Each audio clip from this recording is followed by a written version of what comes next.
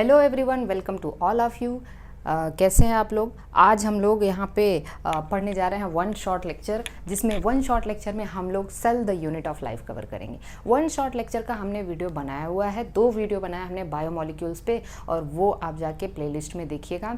Playlist एक अलग playlist है, वन शॉर्ट रिवीजन करके मेरे चैनल प्लेलिस्ट में जाएंगे तो वहाँ पे आपको मिलेगा। वहाँ पे मैंने बायोमोलिक्यूल्स के 2 लेक्चर डाले हुए, उसे बहुत ध्यान से देखना। देखिए, पहला लेक्चर अप्रॉक्सीमेटली 1 घंटे 5-10 मिनट का है, दूसरा लेक्चर भी वही 1 घंटे 5-10 मिनट का है।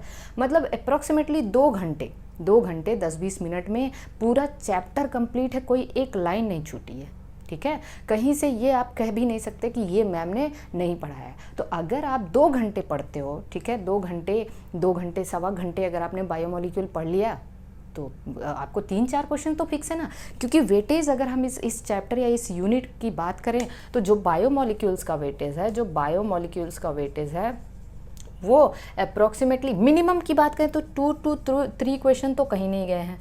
ठीक है, मैक्सिमम 4 क्वेश्चंस तक आ सकते हैं।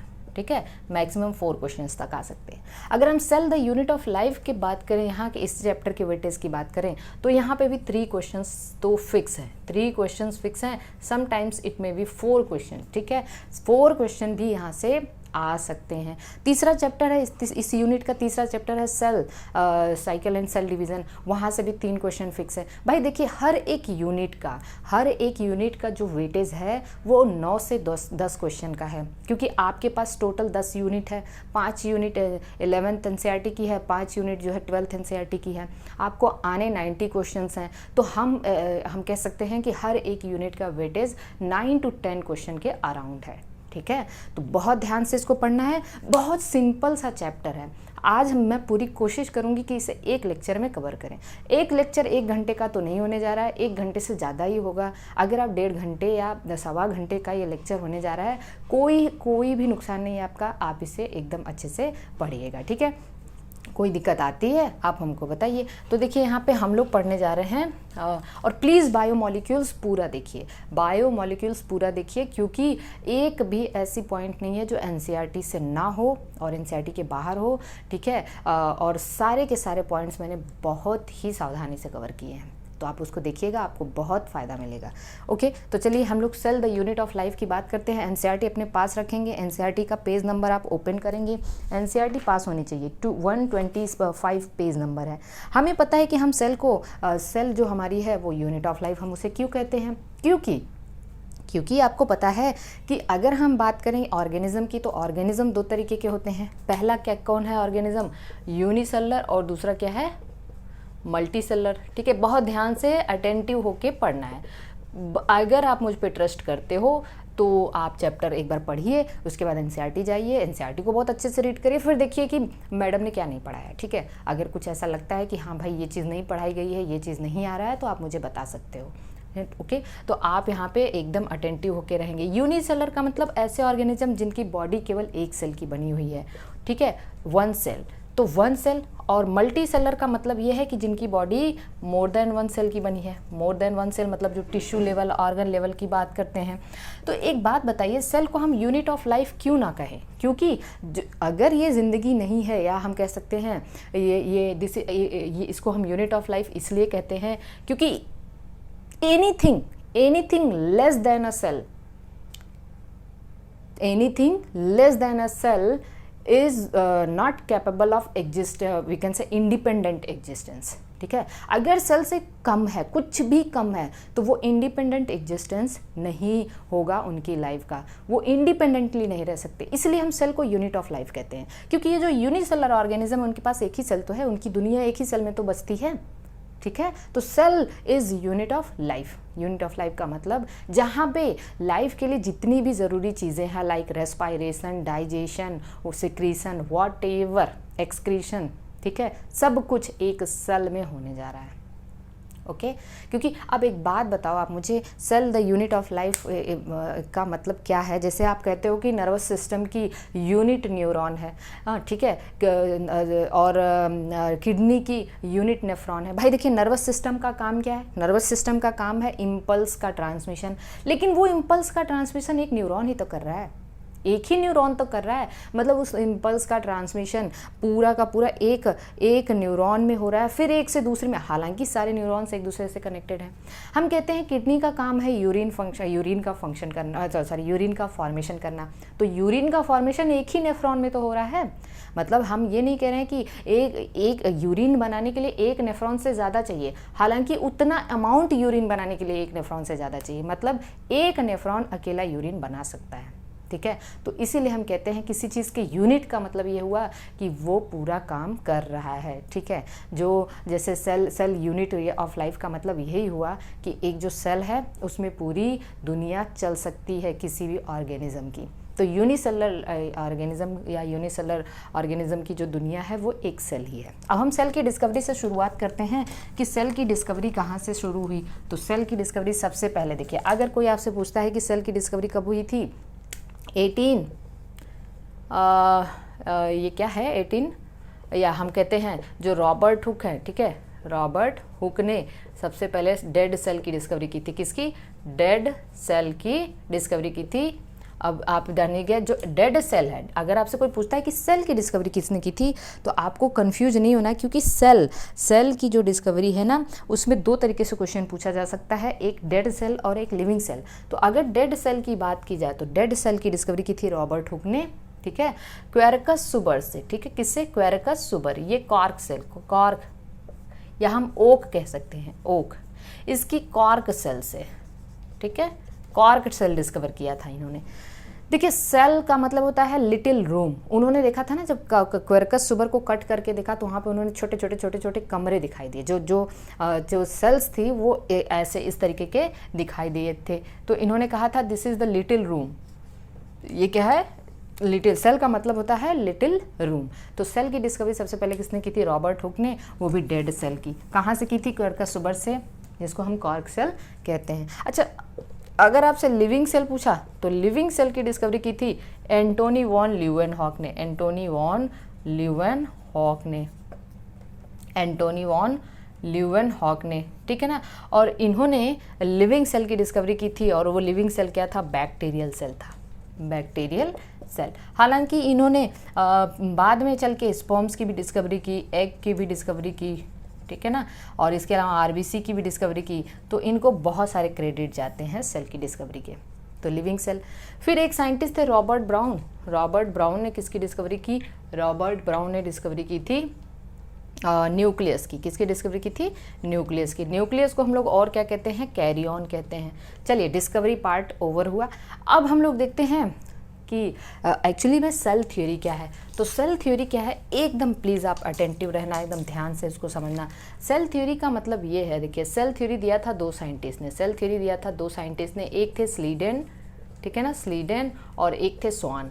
अब आपको इन दोनों में अंतर पता होना चाहिए, इन दोनों में अंतर की, इन दोनों का अलग अलग काम क्या था। हालांकि इन दोनों को के मत को ही कॉम्प्राइज करके सेल थ्योरी दिया गया था। लेकिन देखिए, जो स्लीडेन थे 1838 में, स्लीडेन वॉज द जर्मन बॉटनिस्ट। ये क्या थे? German botanist. एग्जाम में क्वेश्चन आ चुका है, ये जर्मन बॉटनिस्ट थे और ये ब्रिटिश जूलॉजिस्ट थे। तो याद रखना, आपसे ये सब क्वेश्चन भी पूछा जा सकता है। German botanist. और इन्होंने क्या देखा? इन्होंने प्लांट सेल को ऑब्जर्व किया और इन्होंने बताया इनकी body made up of cells and tissues. किससे बनी हुई है? सेल और टिश्यू से। पहली चीज़ ध्यान देना, स्वान ने, ब्रिटिश जूलॉजिस्ट, इन्होंने पहले एनिमल सेल को देखा, ठीक है, एनिमल या हम कह सकते हैं प्लांट्स को देखा इन्होंने, ये एनिमल्स को देखे, और इन्होंने बताया कि जो एनिमल सेल है, एनिमल सेल में आउटर कवरिंग होती है, एक आउटर, एनिमल सेल में इन्होंने आउटर कवरिंग, थिन कवरिंग की डिस्कवरी की थी, जिसको आज हम लोग प्लाज्मा मेम्ब्रेन कहते हैं। तो प्लाज्मा मेम्ब्रेन की शुरुआत, डिस्कवरी किसने की थी? ये भी आता है, याद रखना, स्वान। तो एनिमल सेल में प्लाज्मा मेम्ब्रेन। इन्होंने प्लांट्स पे भी डिस्कवरी किया, और इन्होंने बताया कि प्लांट्स में प्लाज्मा मेम्ब्रेन के बाहर भी एक और लेयर होती है, जिसको क्या कहते हैं? Cell wall. तो अगर आपसे एग्जामिनर सेल वॉल और प्लाज्मा मेम्ब्रेन की डिस्कवरी पूछता है तो उसका क्रेडिट किसको जाता है? स्वान को जाता है। याद रखना, स्वान ने एनिमल और प्लांट दोनों पे डिस्कवरी किया था, दोनों पे रिसर्च किया था, ठीक है। बाद में इन दोनों लोगों ने मिलकर सेल थ्योरी दिया, और सेल थ्योरी ये कहती है कि जो ऑल लिविंग सेल्स है, all living cells are made up of, या we can say all living organisms are made up of cells and their products. इनका कहना है कि जितने भी लिविंग ऑर्गेनिज्म हैं वो सेल और उनके प्रोडक्ट से मिलके बने हैं, पहली चीज़, ठीक है। दूसरा इन्होंने क्या बताया कि cells are the unit of life, cells are structural and functional unit of life, structural and functional unit of life. Clear? Is it clear? Functional unit of life. तो ये दो सेल थ्योरी क्या कहती है कि जितने भी सेल्स हैं, जितने भी लिविंग ऑर्गेनिज्म हैं, वो किससे बने? सेल्स और उनके प्रोडक्ट से बने। इसका एक एक्सेप्शन आता है, वायरसेस। क्या आते हैं? वायरसेस, प्रियॉन्स, विरॉइड्स, ये हम लोग चैप्टर नंबर 1 में पढ़ेंगे, आपको कंफ्यूज होने की ज़रूरत नहीं है।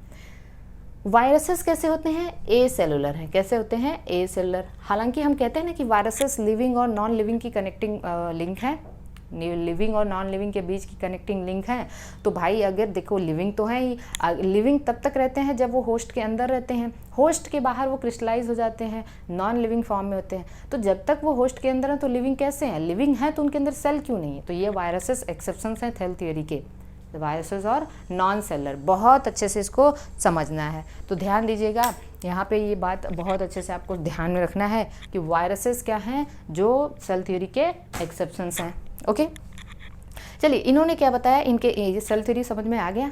एक और चीज़ इनकी ड्रॉबैक ये थी कि इन्होंने ये नहीं बताया कि न्यू सेल्स कैसे आते हैं, न्यू सेल कहाँ से एराइज होते हैं। तो अगर आपसे कोई पूछता है कि स्लीडन एंड स्वान जो सेल थ्योरी का एक्सेप्शन क्या है, सेल थ्योरी के ड्रॉबैक्स क्या हैं, बताइए। ड्रॉबैक्स ये है कि इन्होंने ये नहीं बताया हाउ न्यू सेल्स एराइज। बहुत अच्छे से समझना। इसी को ओवरकम किया, इसी ड्रॉबैक को ओवरकम किया था रुडोल्फ वर्काउ, मतलब आप प्रोनाउंसिएट अपने ढंग से कर सकते हैं। इन्होंने 1855 में ये बताया, 1855 में इन्होंने एक नया सेल थ्योरी को मॉडिफाई किया, तो मॉडिफाइड सेल थ्योरी दिया इन्होंने, मॉडिफाइड सेल थ्योरी। और इन्होंने क्या बताया, इन्होंने बताया मॉडर्न सेल थ्योरी दिया, और इन्होंने बताया कि ऑल सेल्स या we can say all new cells arise from pre existing cell. किससे? Pre existing cells. कहने का मतलब जितनी भी नई सेल्स बनती हैं वो पहले से प्रेजेंट सेल से ही बनती हैं। तो ये मॉडिफाइड सेल थ्योरी है जिसको दिया था रुडोल्फ वर्को ने, ठीक है। इसी को हम लोग कहते हैं ओमनीसेल्ला ई सेलुली। क्या कहते हैं? ओमनीसेल्ला ई सेलुली। Got this? तो इन्होंने क्या बताया कि जितने भी लिविंग सेल हैं वो किससे बनते हैं? पहले से प्रेजेंट सेल से बनते हैं। नोट कर लीजिएगा या पढ़ते रहिएगा। पेन जरूर चलनी चाहिए भाई। देखिए आलसी नहीं बनना है आपको, आलसी इसलिए नहीं बनना है, पेन चलती रहेगी तो आपका दिमाग भी काम करता रहेगा। बस बैठ के कहानी जैसा सुनते रहेंगे सब भूल जाएगा, ठीक है। तो आपको पेन तक चलाना है, पेन चलाते रहना है। Got the point? चलिए अब हम लोग आ जाते हैं, हमारी ये बात तो क्लियर हो चुकी है कि सेल की डिस्कवरी से लेके, अच्छा ओवरव्यू ऑफ सेल देख लेते हैं, फिर हम लोग एक सेल का ओवरव्यू देख लेते हैं। तो पहले चलिए हम सेल के शेप एंड साइज़ की बात कर लेते हैं। शेप एंड साइज़ की बात कर लेते हैं। सबसे स्मॉलेस्ट सेल को देखिए आपके एनसीईआरटी ने 2 जगह दिया हुआ है, कन्फ्यूज़ किया है। एक जगह दिया है माइकोप्लाज्मा, देखिए माइकोप्लाज्मा है, माइकोप्लाज्मा, और दूसरी जगह दिया है पीपीएलओ। अलग अलग दिया, मैं एनसीईआरटी के दिमाग का कुछ नहीं कर सकती। हालांकि माइकोप्लाज्मा को ही पीपीएलओ कहा जाता है। पीपीएलओ का मतलब प्लूरोनिमोनिया लाइक ऑर्गेनिज्म। अब देखिए माइकोप्लाज्मा का जो सबसे स्मॉलेस्ट सेल इन्होंने बताया है, और इन्होंने बताया है कि इसका जो साइज़ है 0.3 माइक्रोन मीटर है। कितना है माइकोप्लाज्मा? कितना है? 0.3 माइक्रोन मीटर, ये सबसे स्मॉलेस्ट सेल बताया इन्होंने, सबसे स्मॉलेस्ट सेल इन्होंने बताया है माइकोप्लाज्मा, और इन्होंने बताया इसका जो डायमीटर है 0.3 माइक्रोन मीटर दिया है। लेकिन उन्होंने एक जगह पीपीएलओ दिया है, एक जगह पीपीएलओ दिया है, और पीपीएलओ को इन्होंने 0.1 micron metre, 0.1 to 0.2 micron metre दिया है, 0.1 टू 0.2 माइक्रोन मीटर दिया है। तो अगर वो अपने ऑप्शन में दोनों देते हैं तो आपको पीपीएलओ मारना है, आपको पीपीएलओ लगाना है, ठीक है, सबसे स्मॉलेस्ट सेल।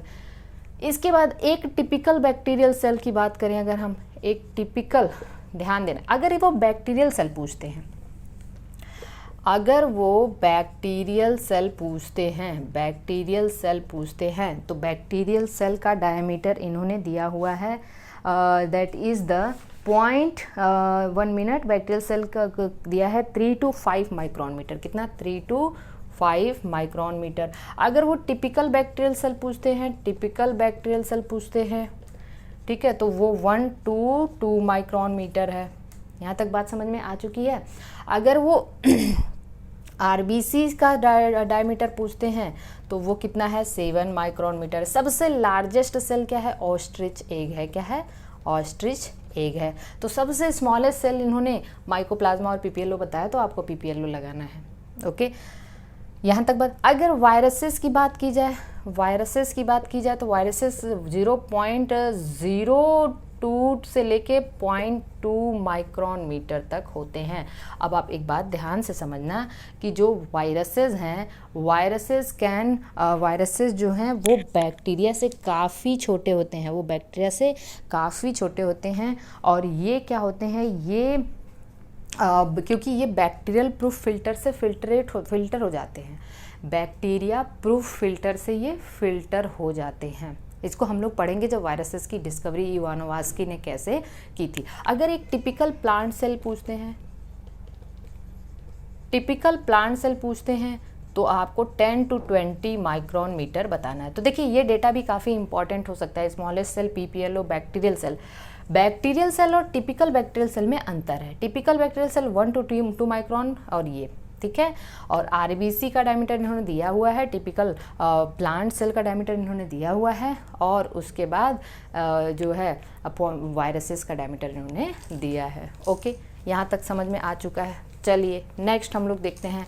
अब हम लोग देखते हैं ओवरव्यू ऑफ सेल, सेल कैसी हो सकती हैं, एनिमल सेल और प्लांट सेल में डिस्कवरी क्या है। तो ओवरव्यू ऑफ सेल में हम पहले समझते हैं इसको।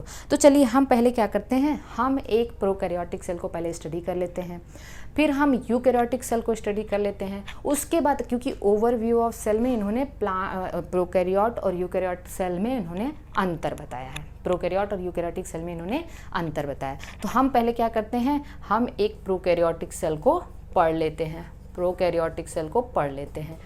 प्रोकैरियोटिक सेल, अब प्रोकैरियोट में क्या दिया हुआ, अकॉर्डिंग टू एनसीईआरटी, माइकोप्लाज्मा, ध्यान देना है, माइकोप्लाज्मा, पीपीएलओ, साइनोबैक्टीरिया, साइनोबैक्टीरिया का मतलब बीजीए, ठीक है, और बैक्टीरिया, 4 चीज़ दिया है ना। तो याद रखना, प्रोकैरियोट में mycoplasma, PPLO, cyanobacteria and bacteria. इसके बाद इन्होंने बताया है कि एक जो बैक्टीरियल सेल है, ओके, वो क्या है, ये काफ़ी जो है शेप से बैक्टीरियल सेल का। और याद रखना जो प्रोकैरियोटिक सेल है, they can divide more rapidly than eukaryotic cell, मतलब ये यूकैरियोटिक सेल से काफ़ी तेज़ी से डिवाइड कर सकते हैं। एक चीज़ आप जानना कि जो प्रोकैरियोटिक सेल हैं, ओके, इसमें बैक्टीरिया के कुछ शेप एंड साइज दिए हैं, बैक्टीरिया का शेप दिया हुआ है। तो आपको पता है, पहला है बैसिलस, ठीक है, बैसिलस, बताइए मुझे, बैसिलस रॉड शेप्ड होंगे। कॉक्सस कैसे होंगे, ये कैसे होंगे, स्फेरिकल होंगे, ओके।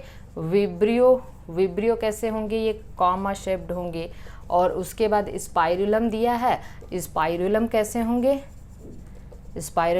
होंगे, that will be the spiral shape. Clear, okay.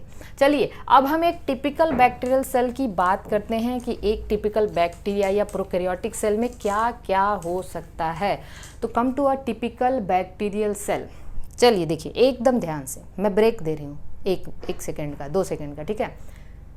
हो गया। तो चलिए एक टिपिकल बैक्टीरियल सेल में क्या हो सकता है, देखिए अगर आपके पास एक टिपिकल बैक्टीरियल सेल है तो इस बैक्टीरियल सेल में सबसे ऊपर, सबसे बाहर एक लेयर होती है, टफ लेयर होती है, जिसको हम कहते हैं ग्लाइकोकैलिक्स। क्या कहते हैं? ग्लाइकोकैलिक्स। मेरी बात एकदम ध्यान से सुनना है। इस ग्लाइकोकैलिक्स ये दो तरीके के हो सकते हैं। अगर ये टफ और थिक है या टाइटली अटैच्ड हैं, ठीक है, तो इनको हम कहते हैं कैप्सूल। क्या कहते हैं? कैप्सूल है। और अगर ये लूज हैं, ठीक है ना, इनका जो अरेंजमेंट है लूज है और थिन है, तो इनको हम कहते हैं स्लाइम लेयर। क्या कहते हैं? Slime layer. अब प्लीज़ आप ध्यान देना, ग्लाइकोकैलिक्स का काम क्या है, मैं लिखते जा रही हूँ। ग्लाइकोकैलिक्स का काम ये है कि ये इसके शेप को मेंटेन करता है, ठीक है, मेरी बात ध्यान सुनना। इसको प्रोटेक्शन प्रोवाइड करता है, ओके। इसको वन बैक्टीरिया से दूसरे बैक्टीरिया में अटैचमेंट को पहचानने में, identification, cell to cell identification में रोल प्ले करता है। इसके अलावा ये बैक्टीरियल सेल को कोलैप्स होने या बर्स्ट होने से बचाता है। फिर से ध्यान से बता रही हूँ, याद हो जाना चाहिए। Cell to cell recognition, protection, shape, ठीक है, maintenance of shape, and then that prevents bacterial cell from collapsing और बर्स्टिंग। ओके, तो आपको पता है टफ और थिक है तो ये क्या हो जाएगा? That is the capsule. Loose और थिन है तो क्या है? स्लाइम लेयर है। ओके, अब देखिए ये एक्चुअली म्यूकोपॉलीसैकेराइड की बनी होती है। किसकी? म्यूकोपॉलीसैकेराइड, क्योंकि आपने जब ग्रिफिथ एक्सपेरिमेंट पढ़ेंगे तो वहाँ पे मैं आपको बताऊंगी। ग्लाइकोकैलिक्स के जस्ट नीचे दूसरी लेयर है जिसको हमने नाम दिया प्लाज्मा मेम्ब्रेन। अब आपको तो पता है कि प्लाज्मा मेम्ब्रेन बैक्टीरिया की सेल वॉल, ठीक है। इसके बाद क्या आएगी? सेल वॉल आएगी। तो जो अब आपको पता है कि जो बैक्टीरिया की जो सेल वॉल है, बैक्टीरिया की सेल वॉल किसकी बनी है? पेप्टाइडोग्लाइकन की। किसकी बनी है? पेप्टाइडोग्लाइकन की। पेप्टाइडोग्लाइकन नैग और नैम का बना होता है। किसका बना होता है? नैग और नैम। हम मेरा पिछला लेक्चर बायोमॉलिक्यूल का देखेंगे तो हमने वहाँ पे आपको नैग और नैम के बारे में बताया है।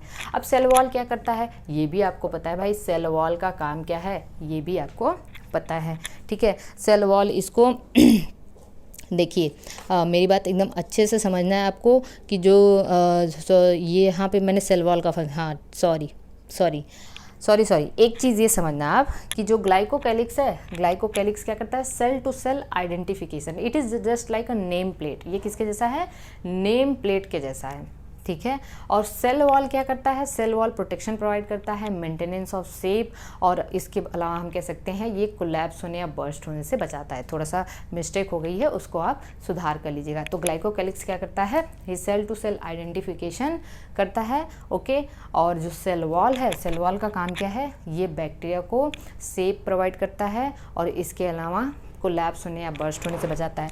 तीसरी जो लेयर है इसको हम कहते हैं प्लाज्मा मेम्ब्रेन। अब आपको पता है कि प्लाज्मा मेम्ब्रेन तो वही होगी ना, लिपिड और प्रोटीन नेचर की। तो ये कैसी है? लिपिड प्लस प्रोटीन की, जस्ट लाइक द, और जिसकी प्लाज्मा जैसे प्लाज्मा मेम्ब्रेन होती है वैसी है, ठीक है। अब हम लोग देखते हैं इसके बाद हम लोग ये तो तीनों को मिला के, इन तीनों को मिला के 1 मिनट। तो सबसे बाहर क्या है? ग्लाइकोकैलिक्स है, और उसके बाद क्या है? That is the cell wall है और प्लाज्मा मेम्ब्रेन। इन तीनों को मिला के हम कहते हैं सेल एनवलप। क्या कहते हैं? Cell envelope. तो जल्दी से बताइए सेल एनवलप में क्या क्या आया? ग्लाइकोकैलिक्स आया, सेल वॉल आया और प्लाज्मा मेम्ब्रेन आया। चलिए अब हम लोग आते हैं सरफेस अपेंडेजेस। तो हम चलिए देखते हैं सरफेस अपेंडेजेस। ये मैंने बना दिया। सरफेस अपेंडेजेस का मतलब जो सरफेस से निकले हैं, तो सबसे पहला सरफेस अपेंडेजेस है दैट इज़ द फ्लैजिला, ठीक है। सबसे पहला क्या है? फ्लैजिला। याद रखना, फ्लैजिला एक long cylindrical tube like structure होता है। इसमें 3 पार्ट होते हैं। पहला क्या आपको पता है? जहाँ से ये एराइज होते हैं, सीलिया फ्लैजिला जहाँ से एराइज होते हैं उसको हम क्या कहते हैं? Basal body. क्या कहते हैं? Basal body. फिर मिडिल पार्ट को हम हुक कहते हैं, और लास्ट वाला पार्ट क्या है? उसको हम क्या कहते हैं? That is the filament. ये क्या है? फिलामेंट। तो फ्लैजिला ये हो गया। क्या बताइए, फ्लैजिला बिल्कुल यूकैरियोटिक फ्लैजिला जैसा होगा? नहीं होगा। मतलब यहाँ पे देखिए यूकैरियोटिक फ्लैजिला में 9+2 अरेंजमेंट होता है, लेकिन यहाँ 9+2 अरेंजमेंट नहीं होगा। ये आपको ध्यान देना। This is different from the eukaryotic flagella.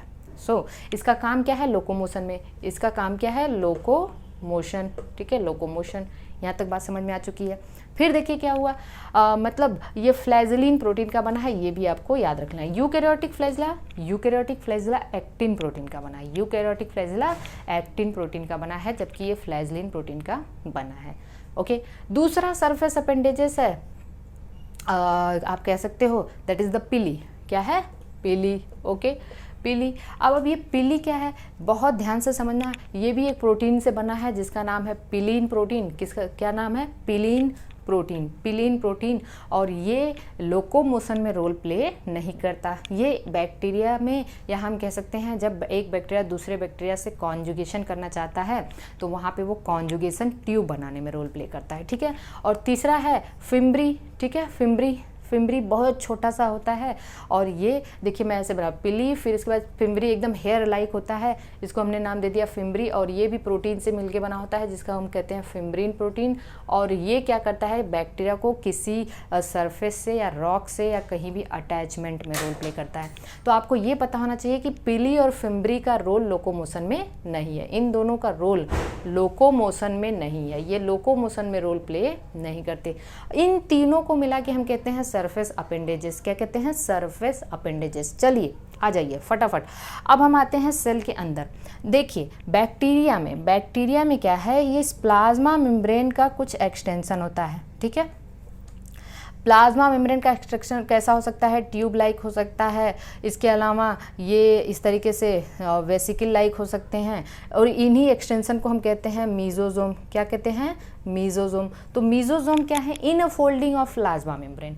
Mesosomes हैं in folding of plasma membrane, और यहाँ पे इनका इलेक्ट्रॉन ट्रांसपोर्ट सिस्टम पाया जाता है, क्योंकि आपको पता है कि इलेक्ट्रॉन ट्रांसपोर्ट सिस्टम यूकैरियोट में इनर माइटोकॉन्ड्रियल मेम्ब्रेन में होता है, लेकिन प्रोकैरियोट में तो माइटोकॉन्ड्रिया है नहीं।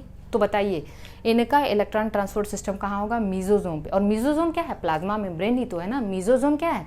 प्लाज्मा मेम्ब्रेन है, मतलब प्लाज्मा मेम्ब्रेन की इनफोल्डिंग है जो कि सेल के अंदर होती है, साइटोसॉल के अंदर होती है, ठीक है। तो इनका काम क्या है? मीजोजोम का काम पहले जान लीजिए, ये सेल वॉल फॉर्मेशन में, लिखते रहना, सेल वॉल फॉर्मेशन में है। इसके अलावा DNA replication and distribution to daughter cell, secretion process में रोल प्ले करते हैं, एंजाइमेटिक सिक्रीशन वगैरह।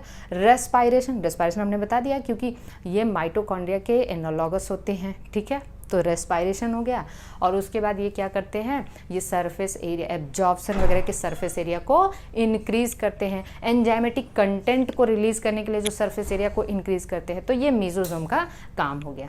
लेकिन अगर जो एक कुछ साइनोबैक्टीरिया हैं ब्लू ग्रीन एल्गी में, सेम ऐसा ही कुछ एक्सटेंशन होता है जिसको हम कहते हैं क्रोमैटोफोर्स। क्या कहते हैं?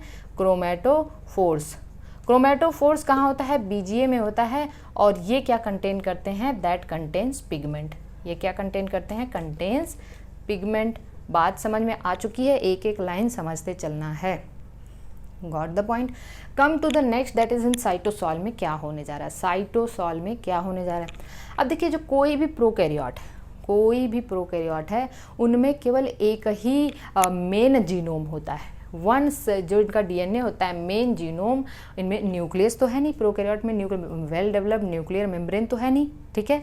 तो इनका जो मेन जीनोम होता है उसको हम लोग कहते हैं न्यूक्लॉइड, ठीक है। क्या कहते हैं? न्यूक्लॉइड या गोनोफोर। क्या कहते हैं? गोनोफोर। मेन जीनोम में या सिंगल क्रोमो, ये हमने लिख दिया मेन जीनोम कैसा है? सर्कुलर, यहाँ पे जो डीएनए है सर्कुलर डबल स्ट्रैंडेड डीएनए है। अब जानिएगा ये डीएनए कैसा है? डीएनए नेकेड डीएनए का मतलब ये है कि this is not covered by the nuclear membrane, and histone protein भी यहाँ पे नहीं होता। तो बैक्टीरिया में हिस्टोन प्रोटीन भी नहीं है। इसके बाद मेन जीनोम के अलावा कुछ एक्स्ट्रा क्रोमोसोमल डीएनए भी होते हैं जिसको हम कहते हैं प्लाज्मिड, ठीक है। तो प्लाज्मिड हम लोग बहुत बाद में पढ़ेंगे बायोटेक्नोलॉजी में, तो याद करना प्लाज्मिड क्या है? एक्स्ट्रा क्रोमोसोमल डीएनए है, ठीक है, जो मेन जीनोम के अलावा होते हैं। ये भी सर्कुलर डबल स्ट्रैंड डीएनए होते हैं, याद रखना। और प्लाज्मिड इसको एक्स्ट्रा जो है वो एक्सटर्नल फिनोटाइपिक अपीयरेंस प्रोवाइड करते हैं। फिनोटाइपिक जैसे कुछ ऐसे प्लाज्मिड होते हैं जो एंटीबायोटिक के अगेंस्ट रेजिस्टेंस प्रोवाइड करते हैं, ठीक है। तो समझना है मेन जीनोम के अलावा अगर कोई है सर्कुलर डीएनए तो वो उसको हम प्लाज्मिड कहते हैं। And plasmid is the feature of only prokaryotes.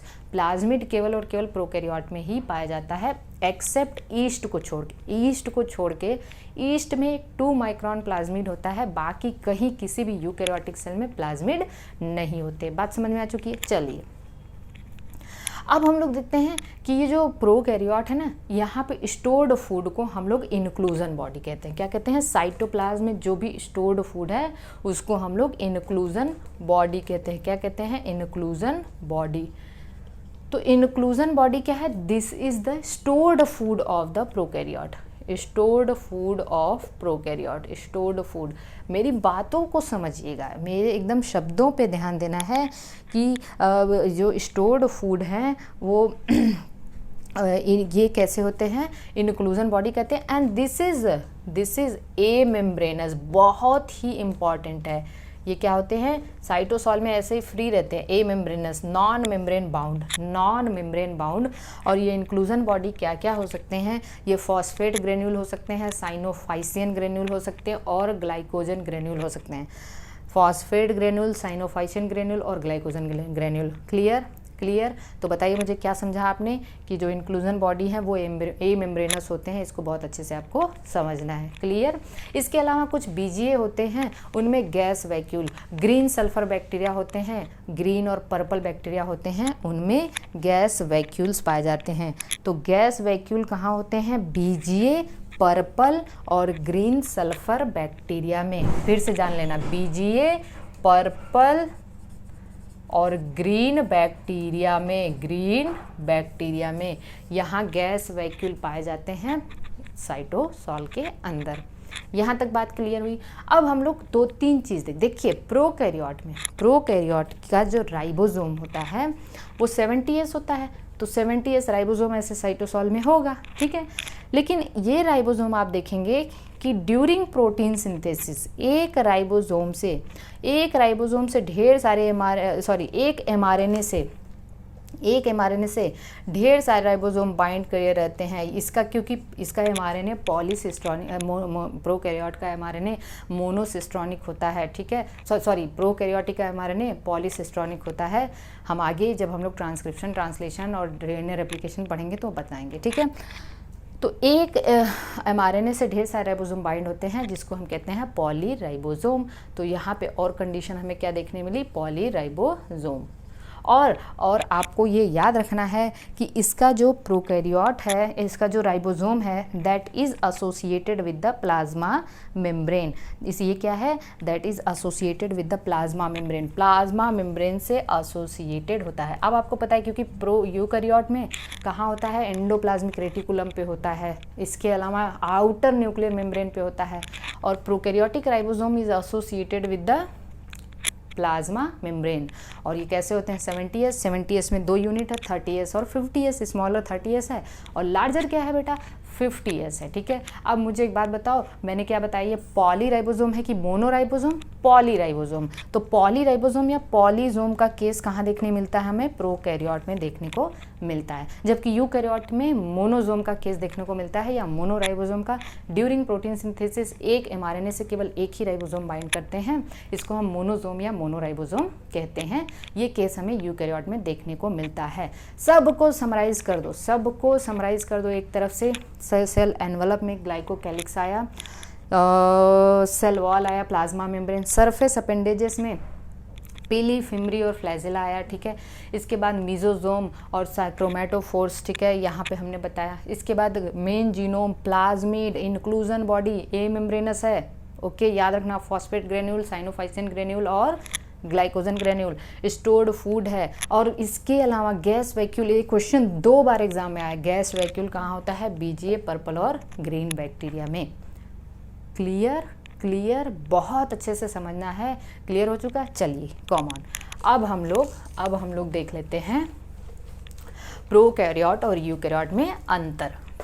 याद रखना प्रोकैरियोट में एक ही मेन जीनोम है और उसका डीएनए सर्कुलर डबल स्ट्रैंडेड होता है, सर्कुलर डबल स्ट्रैंडेड होता है, एकदम अच्छे से समझना है। तो अब हम लोग प्रोकैरियोट और यूकैरियोट में थोड़ा सा अंतर देखते हैं। जल्दी से आ जाइए, तो फटाफट प्रोकैरियोट और यूकैरियोट में अंतर बताना है हमें। याद देखिए, यहाँ पे प्रोकैरियोट में लिख रही हूँ और इधर मैं यूकैरियोट लिख रही हूँ। आप मुझे बताओ, प्रो का मतलब प्रिमिटिव, कैरियन का मतलब न्यूक्लियस, मतलब यहाँ पे जो न्यूक्लियस है वो एकदम प्राचीनतम होता है, जिसका मतलब यहाँ पे no nuclear membrane, no nuclear membrane. Nuclear membrane यहाँ नहीं होती है, यहाँ होती है भाई वेल डेवलप्ड न्यूक्लियर। यू मतलब ट्रू, यू मतलब क्या है, ट्रू।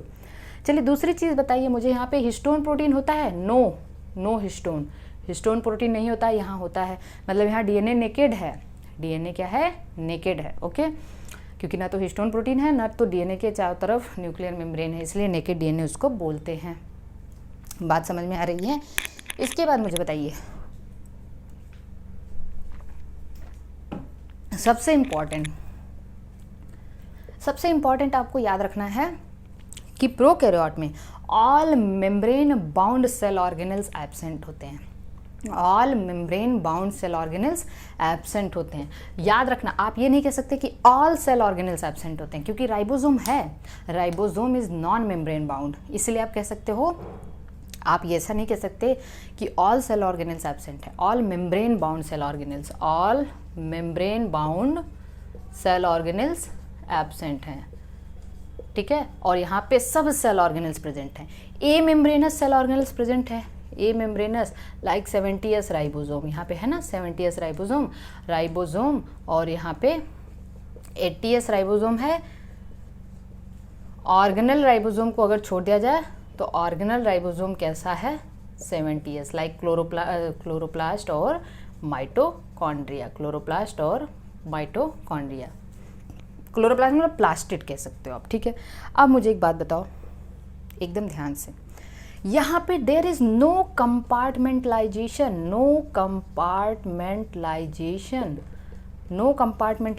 कंपार्टमेंटलाइजेशन का मतलब कहीं अलग अलग चैम्बर नहीं है।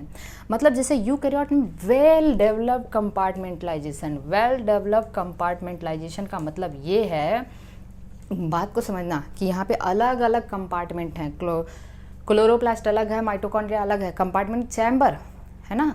तो प्रोकैरियोट की सबसे ड्रॉबैक ये है कि यहाँ पे कंपार्टमेंटलाइजेशन नहीं है, ठीक है। Compartmentalisation is the feature of eukaryotic cell. इसके अलावा हम क्या देखते हैं, इसके अलावा हम ये देखते हैं यहाँ पे पॉलीराइबोसोम है, अभी बताया हमने, और यहाँ पे मोनोराइबोसोम है। Good, okay. चलिए एकदम अच्छे से समझना है हमें, एकदम अच्छे से एक चीज़ ये समझना है कि यहाँ पे डीएनए सर्कुलर डीएनए होता है, सर्कुलर डबल स्ट्रैंड, लेकिन यहाँ पे डीएनए कैसा है, लीनियर डबल स्ट्रैंड डीएनए है। बहुत अच्छे से समझ में आ रही है बात, ठीक है।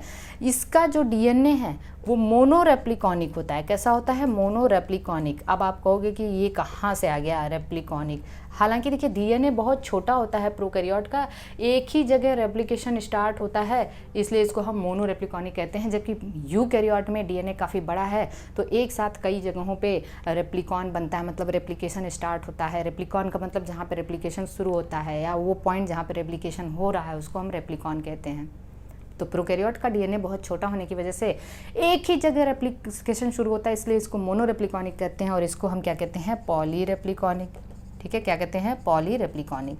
इसका एमआरएनए पॉलीसिस्टोनिक, उलट दीजिए, पॉलीसिस्टोनिक है, इसका एमआरएनए मोनोसिस्टोनिक है, इसका एमआरएनए मोनोसिस्टोनिक है। इसके अलावा यहाँ पे पॉलीराइबोसोम है। तो this is all about the difference between the prokaryote and eukaryote. Come to the eukaryotic cell. अगर अब हम यूकैरियोटिक सेल की बात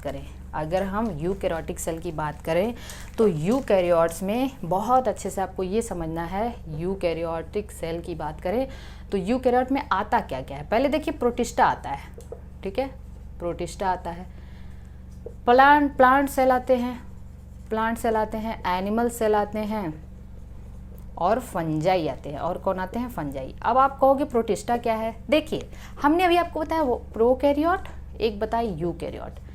प्रोटिस्टा ना मीजोकैरियोट भी कहलाते हैं। क्या कहलाते हैं, मीजोकैरियोट। कभी नाम सुना है मीजोकैरियोट का?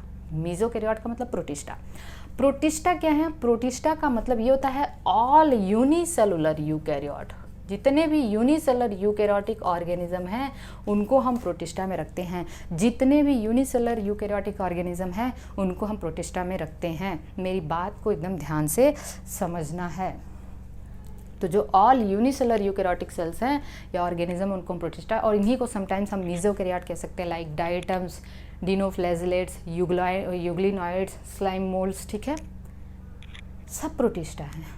अंतर क्या है देखिए, तो हमने लिख दिया मेसोकैरियोट। प्रोकैरियोट में नो न्यूक्लियर मेम्ब्रेन, यहाँ पे न्यूक्लियर मेम्ब्रेन है, यहाँ पे न्यूक्लियर मेम्ब्रेन है, ठीक है, या हम कह सकते हैं no nuclear membrane, nuclear membrane, no histone protein, यहाँ पे हिस्टोन भी नहीं है, न्यूक्लियर मेम्ब्रेन भी नहीं है, यहाँ पे न्यूक्लियर मेम्ब्रेन भी है और हिस्टोन भी है, लेकिन जो बीच वाला है ना वहाँ पे न्यूक्लियर मेम्ब्रेन तो है, हिस्टोन नहीं है, न्यूक्लियर मेम्ब्रेन तो है, हिस्टोन नहीं है, न्यूक्लियर मेम्ब्रेन है, हिस्टोन नहीं है। Got the point? So this is all about the prokaryote, eukaryote and mesokaryote. अब हम यूकैरियोटिक सेल की बात करें तो यूकैरियोटिक सेल में तो आपको पता है एनिमल सेल और प्लांट सेल में बहुत डिफरेंस बताने की ज़रूरत तो नहीं है मुझे, है ना। मान लीजिए मैंने यहाँ पे एक जगह लिख दिया एनिमल सेल, ठीक है, और एक जगह लिख दिया प्लांट सेल। तो सबसे पहला डिफरेंस तो आने जा रहा है सेल वॉल का। यहाँ पे भाई सेल वॉल है, आउटर बाउंड्री सेल वॉल होगी, यहाँ पे आउटर बाउंड्री प्लाज्मा मेम्ब्रेन है, यहाँ पे सेल वॉल एब्सेंट है। दूसरा डिफरेंस आता है क्लोरोप्लास्ट का, तो यहाँ पे क्लोरोप्लास्ट तो है, ठीक है, प्लास्टिड है, और यहाँ पे ये एब्सेंट है। तीसरा डिफरेंस किसका आता है? वैक्यूल का, तो यहाँ पे लार्जर वैक्यूल है, लार्जर, क्योंकि आपको पता है कि ये एग्जाम में क्वेश्चन आ चुका है, याद रखना कि अगर आप एक प्लांट सेल बनाते हो तो प्लांट सेल का जो 90% वॉल्यूम है वो वैक्यूल कवर करता है, इसलिए इसका न्यूक्लियस पेरीफेरी पे होता है। इससे क्योंकि ये वैक्यूल क्या है, सेंट्रल होते हैं, वैक्यूल क्या होते हैं, सेंट्रल होते हैं, तो न्यूक्लियस पेरीफेरी पे होता है, ठीक है। तो यहाँ पे लार्ज वैक्यूल हैं जो सेंट्रल, यहाँ पे वैक्यूल होते हैं लेकिन बहुत स्मॉल होते हैं। तो अगर आपको एग्जाम में क्वेश्चन आए कि लार्ज सेंट्रल वैक्यूल किसका फीचर है, that is the feature of the we can say plant cell. यहाँ पे न्यूक्लियस सेंट्रल है, न्यूक्लियस सेंट्रल है, जबकि यहाँ पे न्यूक्लियस कैसा है, पेरीफेरल है। चलिए कुछ और डिफरेंस बताते चलिए, डिफरेंस आप बता सकते हो। हाँ, बहुत अच्छी बात है कि आपने मुझे बताया कि यहाँ पे सेंट्रियोल है और यहाँ पे सेंट्रियोल नहीं है, इसलिए यहाँ पे जो माइटोसिस मियोसिस होता है इसको हम कहते हैं सेंट्रिक माइटोसिस, ठीक है, क्योंकि वहाँ पे सेंट्रियोल है, और इसको हम एसेंट्रिक माइटोसिस कहते हैं ना, ठीक है। यहाँ पे स्पिंडल एपरेटस होता है, स्पिंडल एपरेटस होता है, जबकि हम यहाँ पे स्पिंडल फाइबर कहते हैं। क्या कहते हैं? Spindle fibre. इस पॉइंट को दिमाग में रखना, इसको हम cell cycle and cell division पढ़ाएंगे तो बताएंगे। स्पिंडल एपरेटस में सेंट्रियोल और भी आते हैं, तो सेंट्रियोल यहाँ पे है नहीं, तो इसलिए स्पिंडल फाइबर कहते हैं। तो ये सारे डिफरेंस है प्रोकैरियोट और यूकैरियोट में। Okay, got the point. चलिए, तो आपको ज़्यादा डिफरेंस वही आपको याद रखना है, किसका डिफरेंस। हाँ, चलिए अब हम लोग एक सेल देख लेते हैं कि अगर हम एक यूकैरियोटिक सेल की बात करें तो सेल में देखिए, मान लीजिए मैंने एक प्लांट सेल ले लिया। क्या ले लिया? Plant cell. प्लांट सेल में आपको पता है कि सेल वॉल होती है। चलिए मैंने क्या किया, इसकी सेल वॉल हटा दी, तो जो कुछ भी बचा उसको हमने नाम दिया प्रोटोप्लास्ट। क्या नाम दिया? प्रोटोप्लास्ट। तो आपको पता चल रहा है कि प्रोटोप्लास्ट हम किसे कह रहे हैं? प्रोटोप्लास्ट मतलब protoplast is the feature of plant cell, क्योंकि हमने सेल वॉल हटा दिया तो जो कुछ भी बचा उसको हमने क्या नाम दिया? प्रोटोप्लास्ट कहा। Okay, got it. प्रोटोप्लास्ट में अब प्लाज्मा मेम्ब्रेन हटा दिया, तो हमारा जो भी पोर्शन बचा उसको हमने कहा प्रोटोप्लाज्म। क्या कहा? प्रोटोप्लाज्म। प्रोटोप्लाज्म से अगर हमने न्यूक्लियर मेम्ब्रेन हटा दिया तो क्या बचा? तो बचा, या न्यूक्लियस ही हटा दिया तो बचा साइटोप्लाज्म। आप बुक में बनाते जाना, ठीक है। साइटोप्लाज्म में से हमने सेल ऑर्गेनेल्स हटा दिया, तो जो फ्लूइड बचा उसको हमने कहा साइटोसॉल। तो साइटोसॉल और साइटोप्लाज्म में अंतर ये है कि साइटोप्लाज्म में सेल ऑर्गेनेल्स भी है। सेल ऑर्गेनेल्स दो तरीके के हो सकते हैं, एक हो सकता है मेम्ब्रेनस, ठीक है, मेम्ब्रेनस, और दूसरा हो सकता है ए मेम्ब्रेनस। अब हम ये देखेंगे जो मेम्ब्रेनस है इसमें डबल मेम्ब्रेन और सिंगल मेम्ब्रेन कौन कौन है? डबल मेम्ब्रेन और सिंगल मेम्ब्रेन। डबल मेम्ब्रेन और सिंगल मेम्ब्रेन। तो पहले हम ए मेम्ब्रेनस देख लेते हैं। ए मेम्ब्रेनस में क्या है? राइबोसोम है, क्या है, राइबोसोम है। इसके अलावा ए मेम्ब्रेनस में और क्या, जिस जहाँ पे मेम्ब्रेन नहीं है, सेंट्रियोल है, क्या है, सेंट्रियोल है। सेंट्रियोल भी ए में, ये एनिमल में होता है, सेंट्रियोल कहाँ है, एनिमल में है, जबकि राइबोसोम एनिमल और प्लांट दोनों में होते हैं। बात समझ में आ चुकी है। इसके अलावा ए मेम्ब्रेनस और क्या होता है, न्यूक्लियस के अंदर का न्यूक्लियोलस, क्या होता है, न्यूक्लियोलस, न्यूक्लियोलस याद रखना, न्यूक्लियोलस और ए मेम्ब्रेन। न्यूक्लियोलस को भी हम एक सेल ऑर्गेनेल्स मानते हैं क्योंकि यहाँ पे एक्टिव राइबोसोमल आरएनए का फॉर्मेशन होता है न्यूक्लियोलस, ठीक है। तो न्यूक्लियोलस प्लांट्स और एनिमल दोनों में है। तो nucleolus are a membranous structure. Okay, single membrane में हम देख लेते हैं, क्या है, लाइसोसोम है, लाइसोसोम है। इसके अलावा क्या है, गोल्जी बॉडी है। इसके अलावा क्या है, एंडोप्लाज्मिक रेटिकुलम है। इसके अलावा क्या है, माइक्रोट्यूब्यूल्स है, क्या है, माइक्रोट्यूब्यूल्स। और इसके अलावा वो जो सबसे लास्ट में आपके क्या है, माइक्रो बॉडीज़, क्या है, माइक्रो बॉडीज़। माइक्रो बॉडीज़ में देखिए, माइक्रो बॉडीज़ में 3 आता है, पेरोक्सीजोम जो एनिमल और प्लांट दोनों में होता है, ग्लाइऑक्सीजोम जो केवल और केवल प्लांट्स में होता है, और स्फेरोजोम जो केवल और केवल प्लांट्स में होता है। तो जहाँ जहाँ मैंने पेरोक्सीजोम एनिमल और प्लांट दोनों में होता है। ओके, डबल मेम्ब्रेन में तो यही हो गया, एक हो गया आपका प्लास्टिड हो गया, और दूसरा हो गया माइटोकॉन्ड्रिया, और तीसरा हो गया ये न्यूक्लियर मेम्ब्रेन, ठीक है, माइटोकॉन्ड्रिया, और तीसरा हो गया न्यूक्लियर। प्लास्टिड में आपको पता है एमाइलोप्लास्ट, क्लोरोप्लास्ट, ल्यूकोप्लास्ट और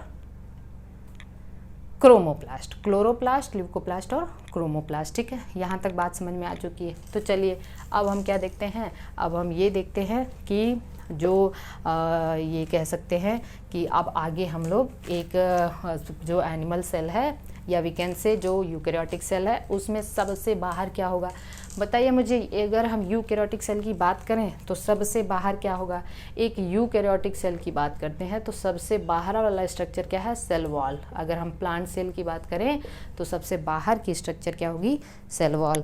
आप आ सकते हैं, कहाँ पे आ सकते हैं, ये सेल पेज नंबर आप आ सकते हैं 132 पे। Let me check the time. और मैं थोड़ा सा थका सा महसूस भी कर रही हूँ, लेकिन हम अभी करेंगे जितना कर सकते हैं, ठीक है। ओके,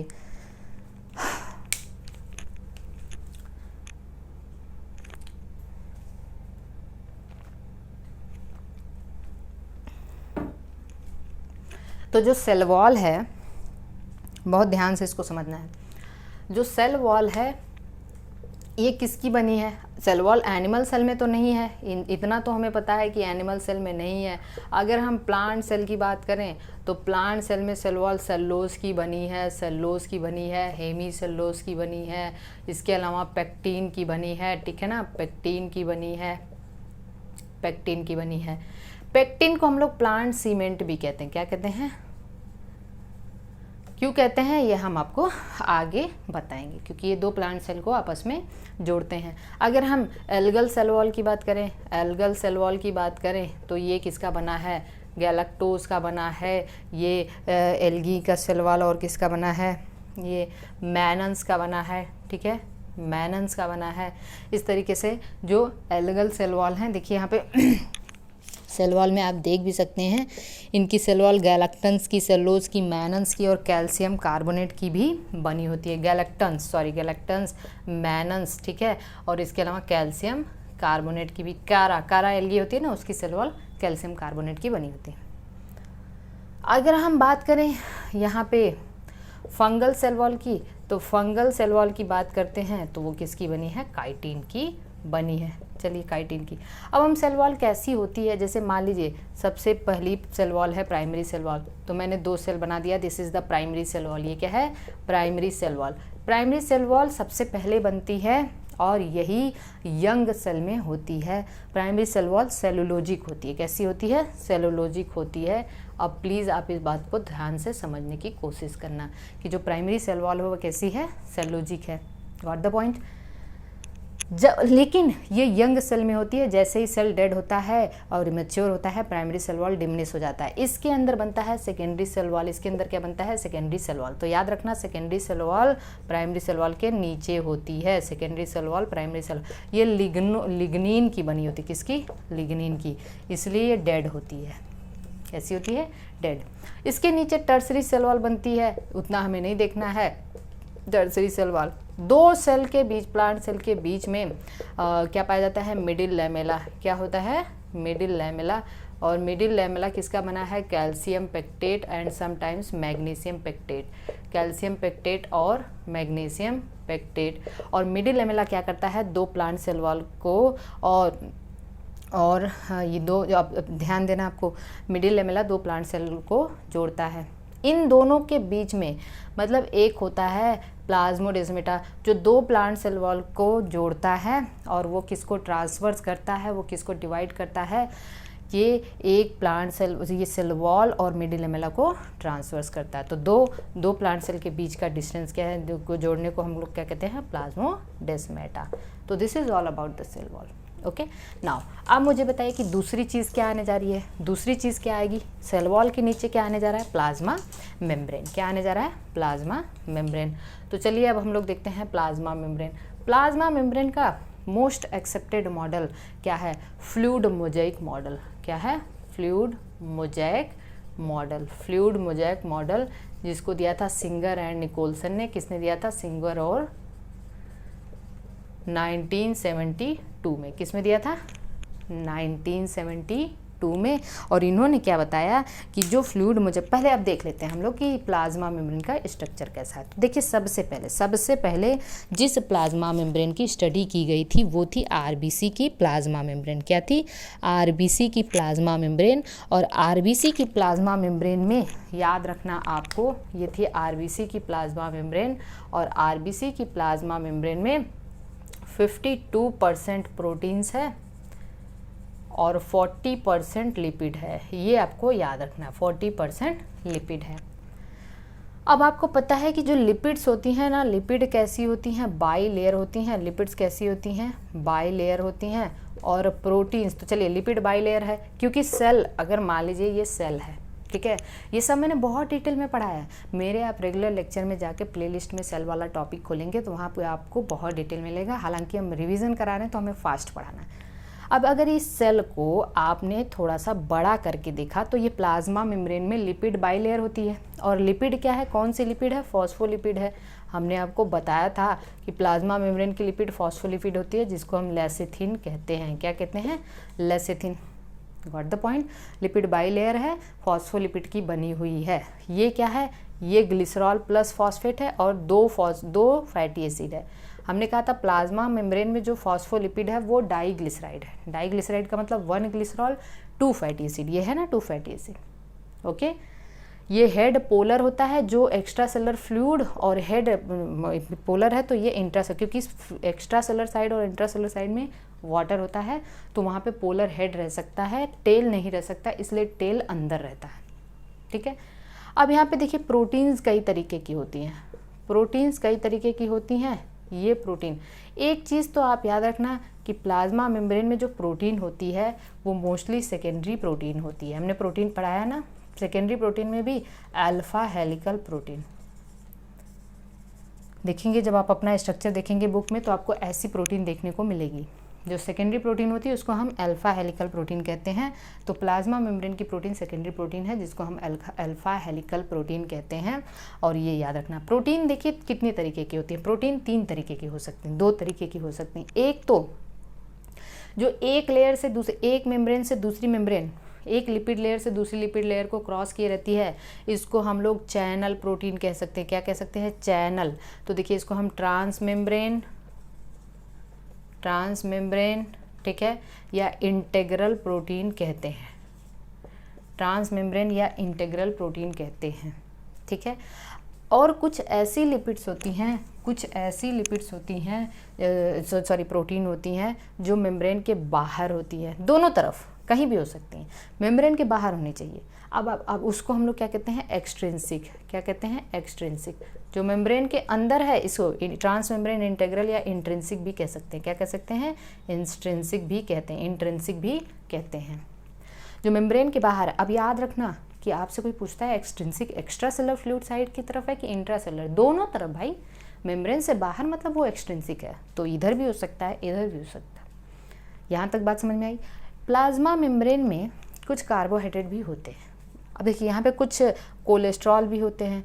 कोलेस्ट्रॉल स्टेबिलिटी प्रोवाइड करते हैं। कोलेस्ट्रॉल क्या करते हैं, स्टेबिलिटी प्रोवाइड करते हैं। कुछ कार्बोहाइड्रेट होते हैं, लेकिन कार्बोहाइड्रेट देखिए दो तरीके के होते हैं। जो लिपिड से अटैच्ड हैं, जो लिपिड से अटैच्ड हैं उनको हम ग्लाइकोलिपिड कहते हैं। क्या कहते हैं, ग्लाइकोलिपिड।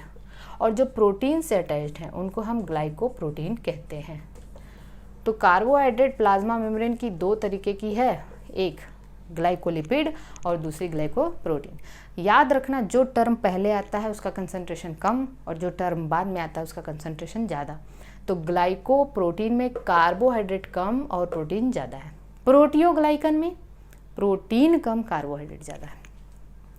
तो लेकिन याद रखना कि जो प्लाज्मा मेम्ब्रेन के कार्बोहाइड्रेट होते हैं वो हमेशा एक्स्ट्रा सेलुलर फ्लूइड की तरफ ही होते हैं, हमेशा एक्स्ट्रा सेलुलर फ्लूइड होते हैं। ये अंदर की तरफ नहीं होते, ये इंट्रा सेलुलर फ्लूइड में नहीं होते। और प्लाज्मा मेम्ब्रेन के कार्बोहाइड्रेट कभी भी मोनोसेक्राइड नहीं होते, ये हमेशा डाइसेक्राइड, ओलिगोसेक्राइड या पॉलीसेक्राइड होते हैं, हमेशा ओलिगोसेक्राइड या पॉलीसेक्राइड होते हैं। तो this is all about the structure of the plasma membrane. अब हमें ये जानना है कि फ्लूइड मोज़ेक मॉडल का मतलब क्या है। कि सिंगर और निकोलसन ने ये कहा कि प्लाज्मा मेम्ब्रेन की जो लिपिड होती है ना वो फ्लूइड नेचर की होती है। लिपिड कैसी होती है, फ्लूइड नेचर की होती है। मेरी बात ध्यान सुनना।